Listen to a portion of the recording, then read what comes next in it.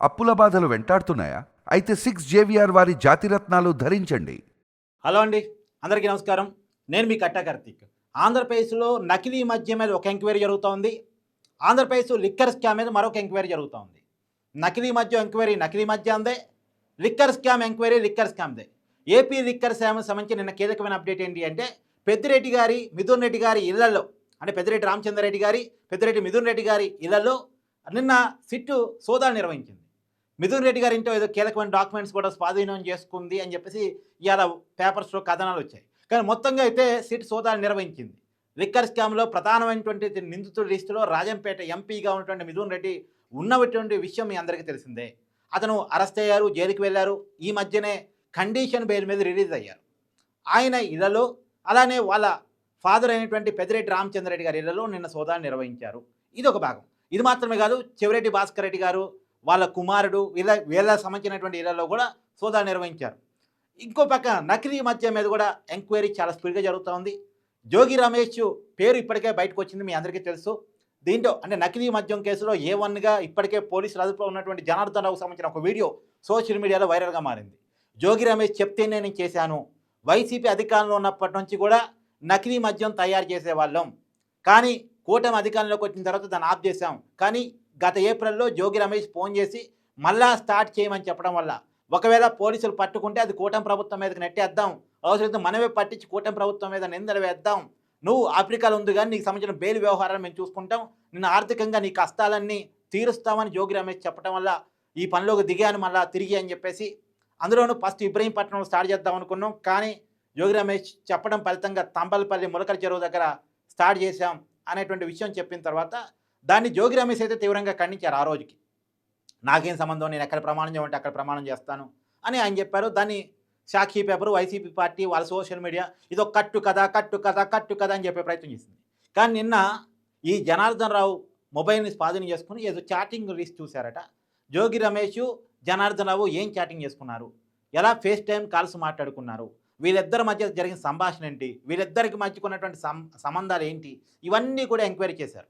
వీళ్ళిద్దరూ ఒకే వీధిలో ఉండేవాళ్ళని చెప్పేసి, ఎన్టీఆర్ వీధట, అక్కడ ఎదురెదురుగా ఉండేవాళ్ళని చెప్పేసి, ఎప్పటి నుంచో పరిచయం ఉందని చెప్పేసి, తర్వాత జనార్దన్ రావు కిరాణా వ్యాపారం చేసేవారు, జోగి రమేష్ ఏమో సారా వ్యాపారం, తర్వాత కళ్ళు వ్యాపారం, ఇలా ఏదో వ్యాపారం చేసేవాళ్ళు. తర్వాత కాలంలో ఆయన ఎమ్మెల్యేగా, మంత్రిగా అయిన తర్వాత ఆ వ్యాపారాలన్నీ చూసుకోమని జనార్దన్ రావుని ఎంకరేజ్ చేశారు. జనార్దన్ రావును ముందు పెట్టి వ్యాపారాన్ని నడిపించారు.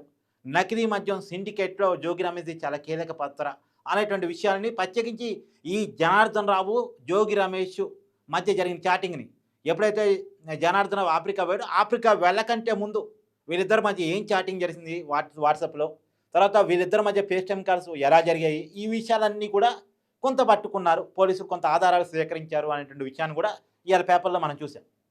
అంటే దీన్ని బట్టి అర్థమయ్యేది ఏంటంటే, అక్కడ పెద్దిరెడ్డి గారి బుక్కు, ఇక్కడ జోగి రమేష్ బుక్కు. కానీ నేను చెప్పేది ఈ నకిలీ మద్యం, ఆ ఏపీ లిక్కరు అంతా ఒకటే కేసు. నిజానికి ఆ కేసు ఏంటి, 3,500 కోట్ల రూపాయల ముడుపులు తీసుకొని ముడుపులు ఇచ్చినటువంటి బ్రాండ్లను మాత్రమే ప్రభుత్వ మద్యం దుకాణాల్లో అమ్మారు. ఎందుకంటే గవర్నమెంట్ వైసీపీది అయినప్పుడు మద్యం షాపులు ప్రభుత్వం చేతిలోనే ఉన్నాయి కాబట్టి ప్రభుత్వ మద్యం షాపులు అమ్మారు అనేది కేసు. నిజానికి అది ఆంధ్రప్రదేశ్ లిక్కర్ స్కాములో ఒక భాగం మాత్రమే. అది ఏ బ్రాండ్లు అమ్మారు, ఆ బ్రాండ్కి క్యాష్ అండ్ క్యారీ రూపంలోనే ఎందుకు అమ్మారు, అంటే డబ్బుల రూపంలో మాత్రం ఎందుకు తీసుకున్నారు, బ్లాక్ మనీగా ఎట్లా మార్చారు, ఇదంతా కేసు నడవట్లేదు. కేవలం ఇక మద్యం తయారీ సంస్థ నుంచి తీసుకున్న ముడుపుల మీద మాత్రమే కేసు నడుస్తూ ఉంది. ఇది ఒక భాగం మాత్రమే.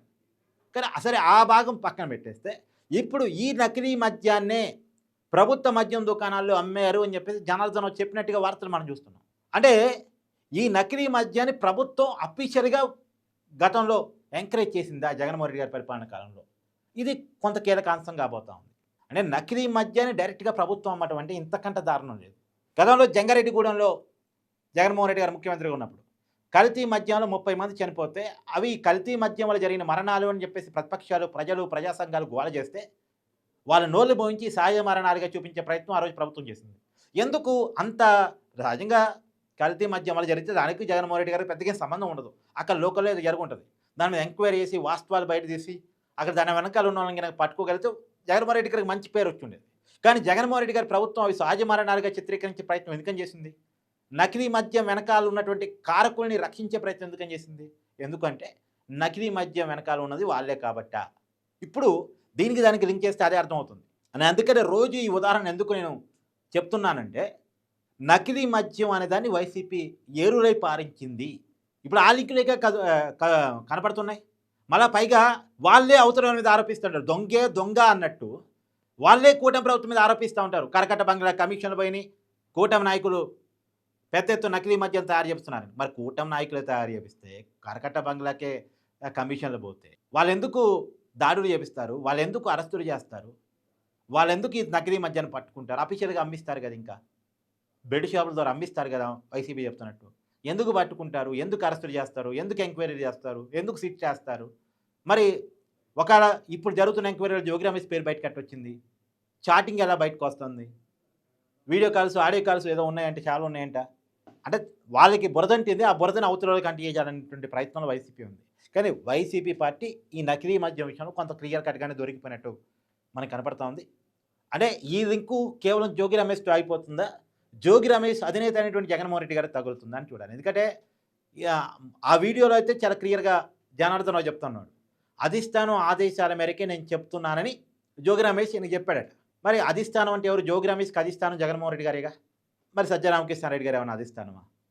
తెలియదు. కానీ ఏది ఏమైనా ఒకవైపు ఏపీ లిక్కర్ కుంభకోణం, ఇంకోవైపు నకిలీ మద్యం కుంభకోణం వైసీపీని ఇబ్బంది పెడతా ఉంది.